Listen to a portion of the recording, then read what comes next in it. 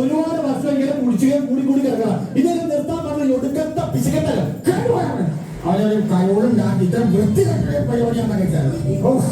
സമാധാനം. കയ്യിലിരിക്കുന്ന കാശ് കൊടുത്തേണെങ്കിൽ അവരെ വായിലിരിക്കുന്ന വലുത് കേൾക്കേണ്ട ആവശ്യമുണ്ടായിരുന്നോ? അവരുടെ വായിലിരിക്കുന്ന കേട്ടാൽ കയ്യിലിരിക്കുന്ന കാശ് സേഫായില്ലേ? ഇത്രയും വലിയ പിശുക്കനെയാണല്ലോ എനിക്ക് കിട്ടിയത്. പിന്നെ നമുക്ക് എത്ര മക്കളാ? അത് മറന്നുപോയാ? നമുക്ക് 3 പെൺമക്കള് പിന്നെ 2 ആൺമക്കള്. അതിന് മൂത്ത മകൻ ചെറുപ്പത്തിനെ ഒളിച്ചോടി അങ്ങ് പോയി. അപ്പൊ മൊത്തം 5 മക്കൾ. അതിന് ഞാൻ വലിയ പിശുക്കത്തരം കാണിച്ചിട്ടുണ്ടോ? പിന്നെ നമ്മുടെ മൂത്ത മകൻ വിക്ടറെ ചെറുപ്പത്തിലെ ഞാൻ പള്ളി അച്ഛനാക്കാന്ന് നേരത്തെ തേർന്നതാ. അത് അറിഞ്ഞോണ്ടാണ് ചെറുപ്പത്തിലെ 4 വീട്ടങ്ങ് പോയേ. ഈ വിക്ടർ എവിടെയാണെന്ന് അറിയാത്തതുകൊണ്ട് നമ്മുടെ 2ാമത്തെ മകൻ ചാണ്ടിയെ പള്ളി അച്ഛനാക്കാൻ ഞാൻ തീരുമാനിച്ചു കഴിഞ്ഞു. അത് നന്നായി. ബാബാവിസ കഴിഞ്ഞ അന്ന് തൊട്ട് അവൻ പള്ളിയുടെ വാതിക്കാൻ കയറിയിട്ടില്ല. എന്നിട്ടാണ് പള്ളിയിലച്ഛനാക്കാൻ നിങ്ങൾ നടക്കാൻ. അതങ്ങനെ പള്ളി പോയി പറഞ്ഞേക്കാൻ പറ്റും. അവിടെ ഞാൻ അച്ഛനാക്കോയി. വരുന്നുണ്ട് പള്ളിയച്ഛനാകാൻ നിങ്ങൾ തീരുമാനിക്കുന്നത് നമ്മുടെ ചാണ്ടിക്കുഞ്ഞ്. ഇതെന്ത് പോലെ ഞാനിപ്പോ ഞങ്ങളൊന്നും വരുന്നുകൊണ്ടല്ല. ഇന്ന് ഞങ്ങളുടെ വീട്ടിൽ ചാള മേടിച്ചു. ചാളയ്ക്ക് ഇതിട്ട് 100 രൂപയെങ്കിലും അപ്പത്തിന് 50 രൂപയ്ക്കാണ് ചാള മേടിച്ചത്. അതുപോലെ അപ്പത്തിന് പൈസ കൊടുത്തില്ല. ചാളക്കാരൻ നല്ല തെറി പറയുന്നുണ്ട്. Suresh hi, Rajesh hi. ഇനി എന്റെ അത്രയ്ക്ക് ഉപ്പ് തരേണ്ട അപ്പത്തിന് പറ്റുന്നതാണ് അപ്പച്ചൻ. ഇനി ഇത് അപ്പത്തിന് ഉപ്പോട്ട് ഷുഗറിലോ കയറ്റിയ എന്റെ അമ്മച്ചി കേട്ടോ. Hi hi hi hi. അപ്പൊ നിങ്ങൾ മറക്കരുത്, എനിക്ക് വേണ്ട ലൈക്കും കമന്റും ഒക്കെ തരണം. ഓക്കെ, ഞാൻ അകത്ത് പോകുന്നു. അമ്മച്ചി അകത്ത് വന്നേക്കാൻ നിങ്ങൾ ചായ കുട്ടി ചോറിടണം, ഇല്ലെങ്കിൽ ഒന്നുപോലും കിട്ടൂല. Thank you. ഓക്കെ, അവന്റെ സൂട്ടും കോട്ടും കണ്ണലും കോപ്പും എന്താണ് എന്റെ ഉദ്ദേശം? എന്റെ ഉദ്ദേശം അകത്ത് പോകുന്നു, ചായ കുട്ടി ചോറിടണം. അച്ഛനാണോ നിന്റെ തീരുമാനം എന്തായെന്ന്? അപ്പച്ചൊന്ന് പെണ്ണ് കെട്ടിച്ചതാ, പിന്നെ ഞാൻ അച്ഛനെ കാണിച്ചതാ. അച്ഛനല്ല, പിന്നെ പള്ളിയച്ഛൻ. അപ്പച്ചന്റെ അപ്പൻ ഇങ്ങനെ നേർച്ച തരുന്നെങ്കിൽ ഇത് പറയാൻ അപ്പച്ചനോട് ഉണ്ടാവായിരുന്നു. മാത്രമല്ല എന്റെ മകനെ അച്ഛനാക്കാന്ന് ഞാനും നേർച്ച തരുന്നുണ്ട്. പിന്നെ എന്തല്ലേ അപ്പച്ച? എന്റെ അപ്പൻ അന്ന് അങ്ങനെ നേർച്ച നേർന്നാ മതിയായിരുന്നു ഭർത്താവ്. മോനെ ചാടിക്കുഞ്ഞെ, എന്റെ മൂത്ത മകൻ വിക്ടറിനെ അച്ഛനാക്കാനായിരുന്നു എന്റെ ആഗ്രഹം. അവൻ നാട് വിട്ടുകൊണ്ട് അത് സാധിച്ചില്ല. ഇപ്പൊ അവൻ എവിടെയെങ്കിലും അച്ഛനായോ ആർക്കറിയാം. നമ്മുടെ മൂത്ത മകൾ സിസിലിയുടെ കൊച്ചിനെ അച്ഛനാക്കിയാലോ? അതിന് സിസിലിക്ക് മകനല്ല. ഇനിയിപ്പോ ആ മകൾ വളർന്ന് വലുതായി കല്യാണം കഴിച്ച് കൊച്ചുണ്ടാവുമ്പോ അച്ഛനാക്കാം. ഇപ്പൊ അത് പെണ്ണാണെങ്കിൽ ആ പെൺകുട്ടി വളർന്ന് വലുതായി കല്യാണം കഴിച്ച കുട്ടി ഉണ്ടാവുമ്പോ അതിനെ അച്ഛനാക്കിയാലോ? അതുവരെ ഉണ്ടാവോ?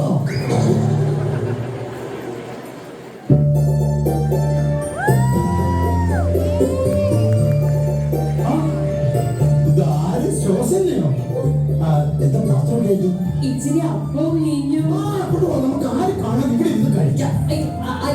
അതല്ല, ഇവിടെ അപ്പവും മീനും ഉണ്ടെങ്കിൽ ഇച്ചിരി തന്നാൽ കൊണ്ടുപോകാൻ വേണ്ടിയാ ഞാൻ പാത്രമായിട്ട് വന്നത്. എന്റെ അപ്പനുള്ളവർക്കുള്ള കാലം ഇവിടെ അപ്പം ഉണ്ടാക്കുന്നു വിചാരിക്കട്ടെ. എന്നിട്ട് കഴിഞ്ഞ വർഷം നിങ്ങൾ ഇവിടെ കേക്കൊക്കെ മുറിച്ച് ബഹളം വെക്കുന്നതിന്റെ സൗണ്ട് അന്ന് എന്റെ വീട് വരെ കേട്ടല്ലോ. എന്റെ ശോശന്റെ കേക്ക് കൊണ്ടുവന്നു അപ്പച്ചൻ. ഇത്രയേ ഉള്ളൂ കൊട്ട കേക്ക്.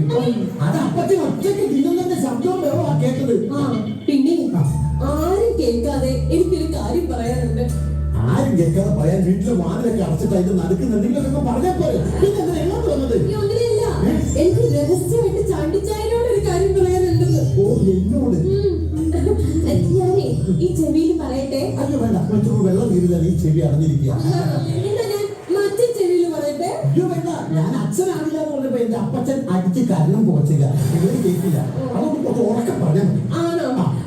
വീട്ടിലെ അപ്പച്ചനും അമ്മച്ചയും ആലോചിക്കുന്നുണ്ട്. അവരാലോചിച്ചിട്ട് നിനക്കെന്താ? അങ്ങനെയല്ല, അപ്പച്ചനും അമ്മച്ചയും എന്നെ കുറിച്ച് ആലോചിക്കുന്നുണ്ട്. അപ്പച്ചനമ്മച്ചൻ മാത്രമല്ല, ഈ നാട്ടിലെ ചില ചെറുപ്പക്കാരും നിന്നെ കുറിച്ച് ആലോചിക്കുന്നുണ്ട്. അതല്ല പറഞ്ഞത്, അപ്പച്ചനും അമ്മച്ചയും എനിക്ക് വേണ്ടി കല്യാണം ആലോചിക്കുന്നുണ്ടെന്ന്. ഇന്നലെ കൂടി ഒരാൾ വന്ന് എന്നെ കണ്ടിട്ട് പോയതേ ഉള്ളൂ. എന്നിട്ട് വൈകുന്നേരം ആകുമ്പോ വിളിച്ച് പറയാന്ന് പറഞ്ഞു. വിളിച്ച് പറഞ്ഞോ? വിളിച്ച് പറഞ്ഞു വേറെ നല്ലൊരു തറവാട്ടിലെ പെണ്ണിനെ അവർക്ക് കിട്ടിയിരുന്നു. ചാണ്ടിച്ചായ, എനിക്ക് ഭർത്താവായിട്ട് വേറൊരാളെ സങ്കല്പിക്കാനേ പറ്റില്ല. ഞാൻ കെട്ടുന്നെങ്കിൽ ചാണ്ടിച്ചായനെ കെട്ടു. എന്റെ ശോഷനെ എന്റെ അപ്പച്ചൻ എന്നെ അച്ഛനാക്കാൻ തീരുമാനിച്ചിരിക്കുക. ഞാൻ അച്ഛനാവും. അതെന്റെ ശോഷനയുടെ കൊച്ചിന്റെ അച്ഛനാവും മാത്രം.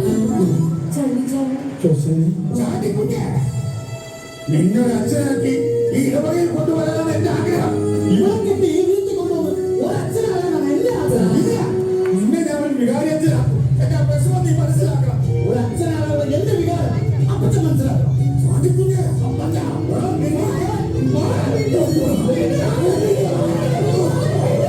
ചാണ്ടിക്കുഞ്ഞ്, പിന്നെ ചേട്ടൻ വിക്ടറിന് വേണ്ടിയാണ് അന്ന് അപ്പച്ചൻ ആ നേർച്ച നേർന്നത്. ഇന്ന് അവൻ ഉണ്ടായിരുന്നെങ്കിൽ അവൻ അപ്പച്ചനെ ധിക്കരിക്കാതെ ഇരു കൈയിൽ നീട്ടി ആ അച്ഛൻ പട്ടം സ്വീകരിച്ചേനെ. അതാണ് എന്റെ വിക്ടർ മോന്റെ മനസ്സ്.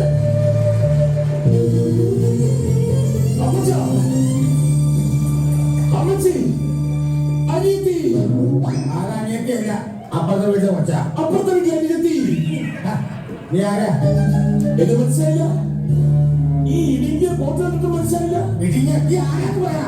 ഞാൻ വിക്ടർ, ചെറുപ്പത്തിലെ നാട് വിട്ടുപോയ നിങ്ങളുടെ മകൻ വിക്ടർ തരകൻ.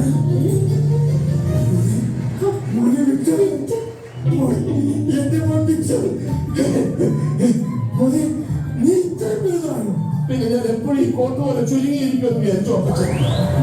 നീ 10-ാം വയസ്സിലെ കോട്ട് നീ എങ്ങനെ കുത്തി കയറ്റി? ഊരിയിട്ടു എന്നെ കേറ്റാൻ. ഇത്രയും കാലം എവിടെയായിരുന്നടാ? പറയാം. ഒരു ബുദ്ധിമോശത്തിന്റെ പുറത്ത് ഞാൻ ഇവിടെ നിന്ന് ആരംഭിക്കും. നേരെ പോയത് ബോംബെ. ജീവിക്കാൻ വേണ്ടി ചെയ്യാത്ത ജോലികൾ പോക്കറ്റടിയായിരുന്നു എന്റെ തുടക്കം. ഇവിടെ അതിനാലായിരുന്നോ പണി? ഒരു ചെറിയ മനുഷ്യന്റെ പോക്കറ്റായിരുന്നു ഞാൻ ആദ്യം പഠിച്ചത്. അയാളുടെ കയ്യോടെ പിടികൂടി. ആ വലിയ മനുഷ്യനായിരുന്നു ചോട്ടാ രാജ. ആ സൗഹൃദം വല്ലാതൊന്ന് വളർന്നു. അദ്ദേഹം എന്നെ ആജി മസ്താനി പരിചയപ്പെടുത്തിക്കൊണ്ടു. പിന്നെ എന്റെ ഒരു കുതിച്ചു കയറ്റമായിരുന്നു. ഇന്ന് ബോംബെ അതോലനം എന്റെ ഉള്ളാൻ കയ്യിലാണ്.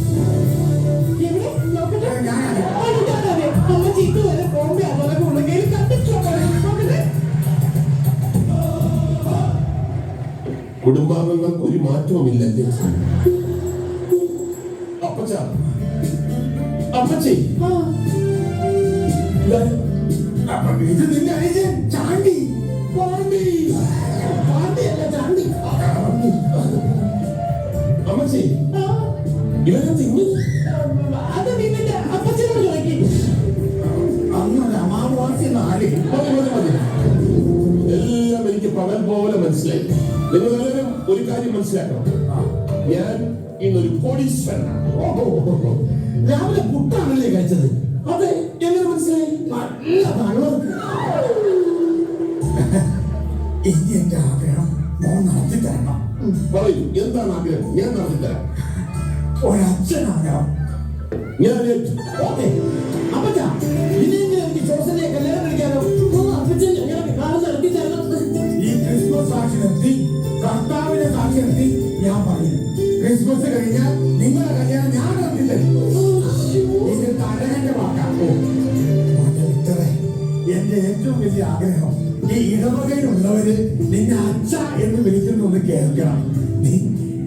സാധിച്ചു തരില്ലേ? ഞാൻ സാധിച്ചു തരും. കേറി വാടാ മക്കളെ. ഇത് ഇടവകയിലെ കുട്ടികളാ? ഇത് ഇടവകയിലെ കുട്ടികളൊന്നുമല്ല, ഇത് എന്റെ വക കുട്ടികളാണ്.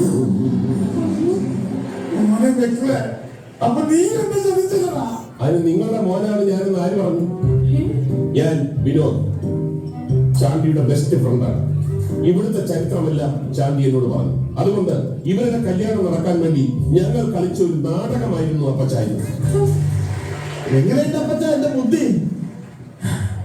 ഓരോ ചാണ്ടിക്കുഞ്ഞെ, നീ എന്റെ അപ്പനല്ല, ഞാൻ നിന്റെ അപ്പനാ. നീ ഈ കളി കളിക്കുന്നത് എനിക്ക് നേരത്തെ അറിയാം. അതുകൊണ്ട് ഇതിന്റെ പേര് ഞാൻ വേറൊരു കളി കളിച്ചു. എന്ത് കളി? ഈ വീട്ടിലുള്ള ഒരാളെ അച്ഛനാകാൻ വേണ്ടി സെമിനാറിൽ വിട്ട് ഞാൻ നേരത്തെ പഠിപ്പിച്ചതാ. ഇന്ന് അവന്റെ അച്ഛനാ. അതാരാ? ഒന്നിങ്ങ് വന്നേ.